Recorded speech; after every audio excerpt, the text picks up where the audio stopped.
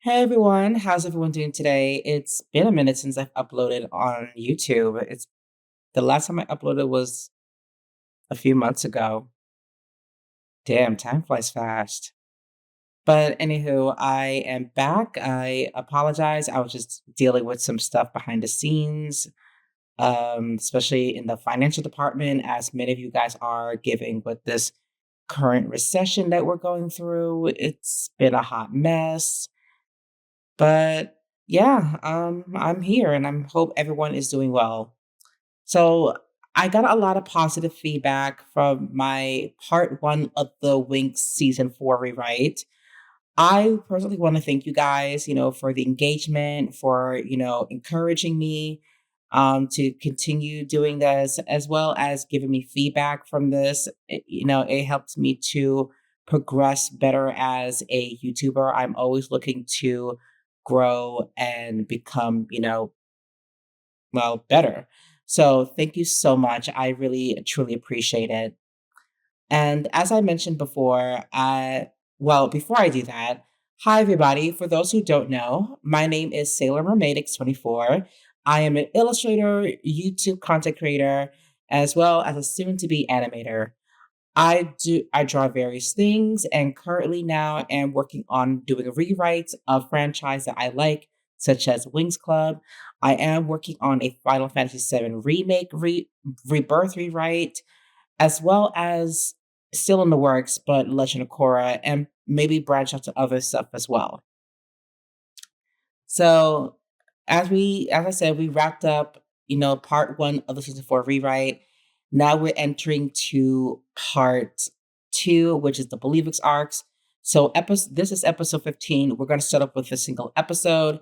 And from there on out, unless the episode recalls it, we're going to do 2 episodes per video. I've already uploaded episodes 16 and 17 on Patreon. For those who would like to watch it, I have the link below. It's available for the $5 monochromatic tiers. And it's basically the arc focusing on Flora and her achieving her therapeutic spell. And I really hope you guys enjoyed it. And I'm going to upload other stuff, but I don't want to talk too much. I want to go ahead and get into the episode. And I do hope you guys enjoy this and let me know what you think. See you soon. Episode 15, Roxy Takes Flight. This episode opens with Roxy having quality time with her father and R2 at an amusement park.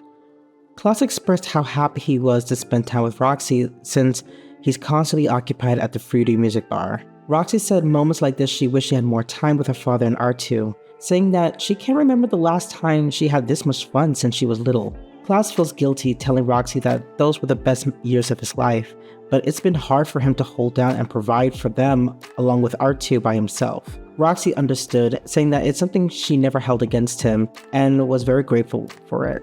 They soon hugged, and Klaus expressed how it feels great that they can be honest with each other, then we zoomed to Roxy's face, expressing how uneasy she is about keeping a secret from her father about the events that occurred. Cloud noticed and asked her what's wrong. Roxy was about to confess to her father about everything, but before she could, Cloud got a call from Louise back at the fruity music bar that she's needed his assistance due to an emergency. Soon after the phone call, Klaus expressed the bad news to Roxy and said that he had to cut their vacation short due to an emergency, which disappoints Roxy a bit, but she understood and told him that there's always next time. Before he left, Klaus asked Roxy what was it she wanted to say before he got the call, to which she told him it was nothing very important and said she will see him at home when he's done, and soon he left for the bar. Roxy then walked along the boardwalk with R2 and questioning herself why she felt the need to tell her father that she's a fairy and being chased by evil wizards, knowing it will affect his life. However, she also didn't want to keep lying to him as well and is afraid what he will think of her if he found out the truth. She kneeled down and asked R2 what she should do while petting him. She looked through her phone contacts and was planning to call between Bloom, Floor, or Aisha, but was hesitant. So she called Annabelle instead, asking if she could come over with R2, to which Annabelle happily obliged. We transferred and zoomed to Annabelle's apartment. She greeted both Roxy and R2 and asked them to settle down and make themselves at home. Roxy apologized for the inconvenience, knowing that it was her day off, but she says she really needed to talk to her. Annabelle says it's fine. She's been working on the lyrics of her songs, which she thanked music for, but a surprise she came by, as she recalled, Klaus took time off to have family time with her. Roxy followed up that they did, but he was called back due to an emergency. Roxy then asked Annabelle how she was feeling since the events of last night, to which Annabelle says that it was a lot to process, but was also excited at the same time, especially knowing that Roxy is a fairy. She expressed how cool it is, and not to mention having other fairies as friends, which made Roxy take a step back. Annabelle asked if she said anything that upset Roxy, to which she replied that not really, but it's not what it cracked up to be, expressing how scared she is, for it's all new to her and she's afraid of her loved ones getting hurt, being Annabelle last night and R2 a few days ago. Annabelle stopped and didn't realize how this could have consequence to Roxy and apologized for being insensitive. But Roxy said it's okay and she didn't have to apologize. Annabelle then went on to say that it's unfortunate with the involvement of the wizards, but reminds Roxy of the good that came out of this. She can do things that many people would dream of doing, and with her powers, she can literally change the world for the better. She added that she's not alone, for she has 6 amazing friends to help and guide her. Roxy looked down on her lap, saying that she's not sure to call the girls her friends because she doesn't know them, and she still sees them as strangers. Not to mention that she's just fine having Annabelle as her friend. Annabelle looked at her with sadness and explained to Roxy that she shouldn't just limit her circle to just her father, and R2. It's okay to expand your circle of friends and meet new people. She explains that it's good to always meet others from different walks of life. She'd be surprised how much she could learn from others, but most importantly, learn new things about herself that she couldn't know otherwise. Roxy added that that may be a possibility, but she added that it's scary trying to be part of an already established group of friends, and don't think she has anything in common with them aside from them being fairies, and is afraid of her life changing. All of this scares her. Annabelle expressed that she understands where Roxy is coming from, that change is scary, but it's also good. She reminds her that these girls, for what she can see, are good people, and she sees how Roxy does seem to take a liking to them and the guys a bit. They're already welcomed her with open arms, so she shouldn't let her fears prevent her from getting to know them, at least individually. Who knows? She might find many things in common with them. Roxy said that Bloom and her lives are similar in terms of growing up here in Gardenia and learning about being fairies, to which Annabelle expressed delight, saying that that's a good start. Speaking of Bloom, Roxy noticed that her phone was ringing and saw it was Bloom calling and began to speak with her. Bloom asked how she and Annabelle have been since the events of the last episode, which she replied that they're both fine and is delighted to know that they're both okay. She asked Roxy if she had free time for training and to hang out later tomorrow, to which Roxy hesitantly says yes, and will see Bloom and the others there, and began to hang up. Showing nervousness, for this training is about her practicing to fly. Annabelle asks if Roxy is okay, and Roxy said that she's fine but isn't stoked about tomorrow's training. Annabelle asks Roxy if she would like to accompany her so she could feel at ease, with Roxy saying she would like that very much. She also asked Annabelle if she could keep this conversation between them, which Annabelle agreed to, and we saw Roxy and R2 heading out the apartment and heading for home.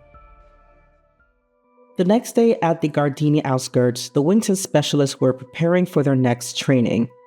Aisha spotted Roxy and R2 coming by, and to her surprise, Annabelle as well. Roxy explains that she felt a bit nervous about this training and asks Annabelle if she could come along for support. Plus, she pretty much knows about everything.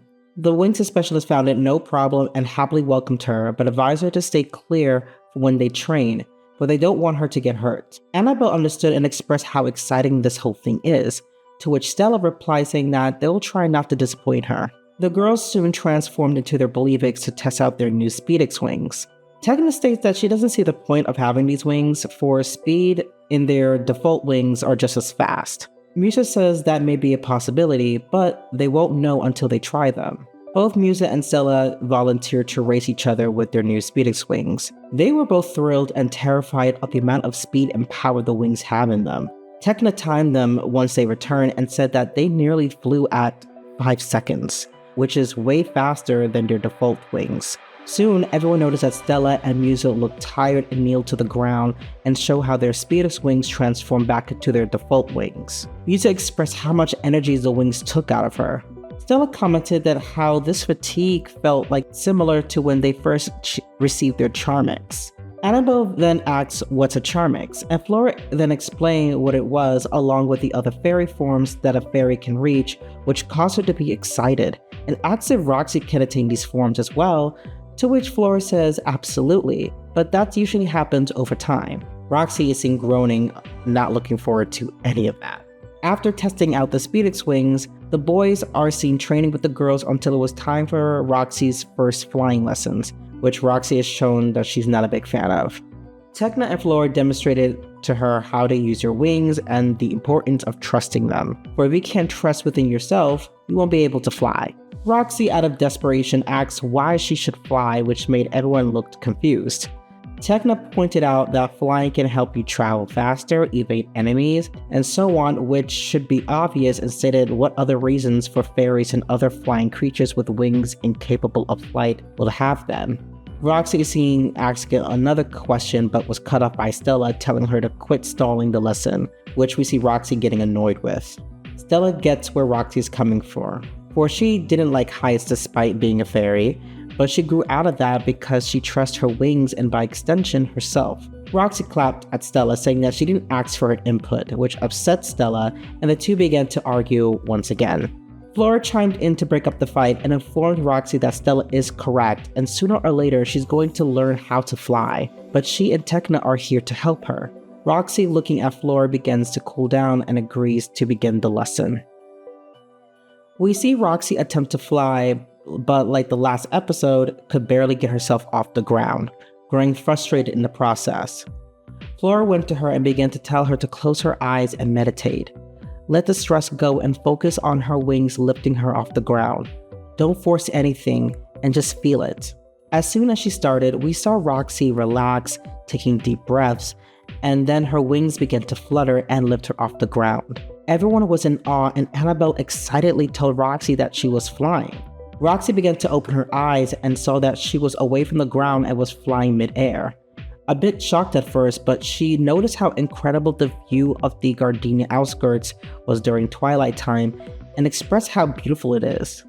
With Tekna and Flora telling her that they knew she can do it and expressed how important it is to have trust within yourself. She then began to fly across, which she is struggling with, and Tekna then teaches her how to fly down. However, when it was Roxy's turn, she couldn't do it and was seen panicking until her wings stopped fluttering and began to fall and scream. Flora rushed to attempt to save her, but no time summoning her Speedix wings.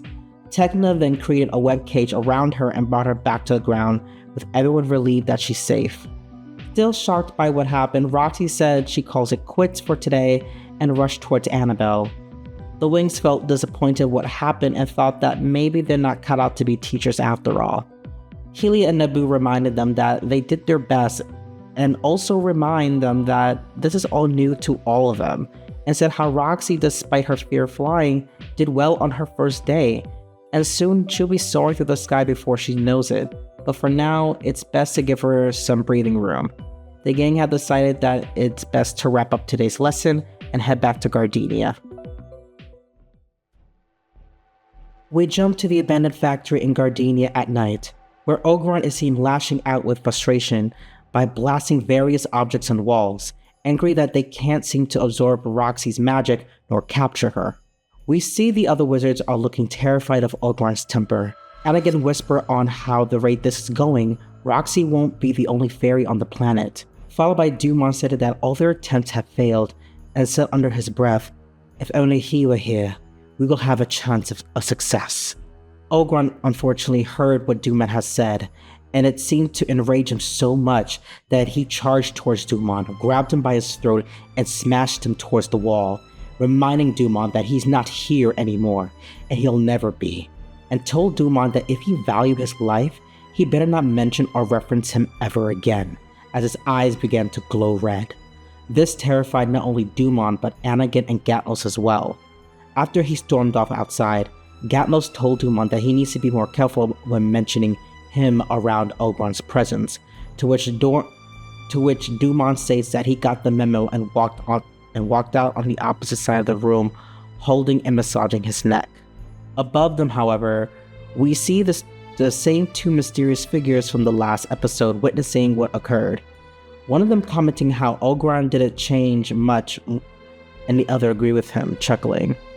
Below them, Dumont sensed that someone or something was in the area, and as soon as he turned around and looked up, the two mysterious figures disappeared, and he began to be suspicious.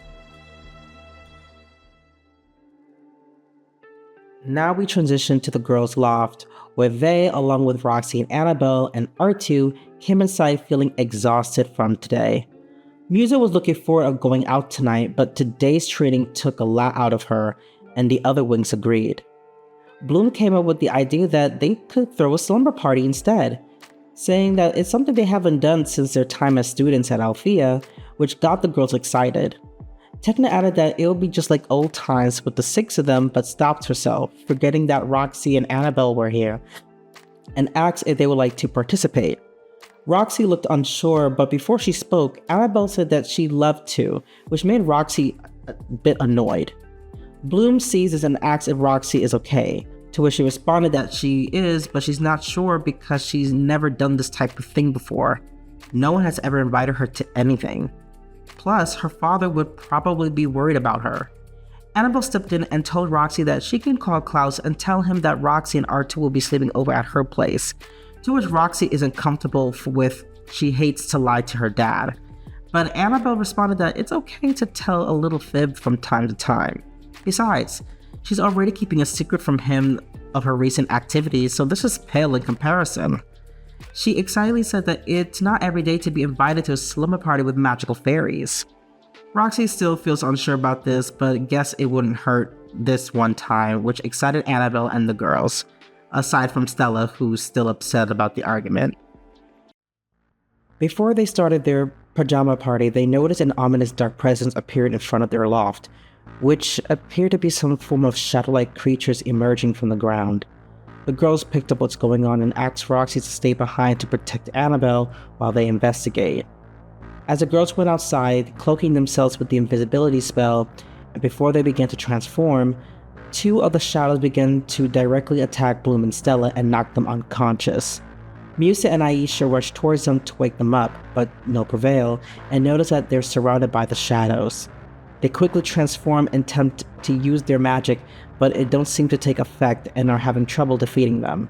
Roxy and Annabelle are witnessing this scenario. While she was hesitant at first, she ran towards the door, telling Annabelle to take cover and quickly transform in her magic Winx form, and then made herself invisible. She used her magic to blast the shadows and join the others, where she unlocks her new spell, Wolf's Talon, to slice one of the shadows into pieces. Tekna asked why was she here and told her to get back, because it was too dangerous, but Roxy responded that she couldn't stand by and do nothing, especially when they were in trouble and need all the help they can get. As the girls continued to fight, one of the shadow creatures targeted Roxy, forcing her to evade and run until she is cornered in an alleyway. As the creature began to strike, she instinctively jumped and began to fly, being surprised by herself. She then unexpectedly summoned the white magical energy that protected her, and it eradicated the creature. She then heard a noise behind her and saw mysterious figures flying away, and attempted to follow them until they stopped and looked back at her quickly before disappearing to a portal. Afterwards, Roxy continues to fly towards the girls, though nearly crashing towards buildings along the way, and joined them. Aisha said that there's no end to this, to which Roxy told her and the girls to leave it up to her. She attempted to focus on summoning the white magic energy a few tries until she was successful and eradicated the monsters, which made the others cheer for joy and congratulate her with her flying. Afterwards, they brought Bloom and Stella back to the loft, where they woke up feeling a bit weak from the attack, but assured the others that they felt okay. Tekna found this whole situation a bit bizarre regarding those shadow creatures but saw no sign of the wizards, and why do they specifically target Bloom and Stella? Stella steps into saying that this mystery can be solved later because they have a slumber party to prepare and can't have their night ruined by a few shadows. Despite what happened, the girls guess it was okay and began their preparations. We now see the girls along with Roxy, the fairy pets, Kiko, R2, and Annabelle are having a wonderful time and telling each other stories, and both Roxy and Annabelle learning more things about the magic dimension, which we see Annabelle in awe and glee from the stories, and Roxy not so much. At least, not expressing in the way Annabelle is. Later that evening, we see Dumont continue to sulk about what Oberon did to him and says that he does not deserve to be treated like this. A mysterious voice behind him agreed with him, which made Dumont immediately jump into defense mode and demanded to know who's there. One of the voices jokingly asked him how could he forget them so easily after everything they've been through together. Dumont, listening to the voice, was in shock and said it's not possible, to which one of them says that it is and how good it is to see him again. Slowly coming out from the shadows and revealed their faces, Dumont and shocked revealed the names of the two mysterious figures, Shaman and Kumar.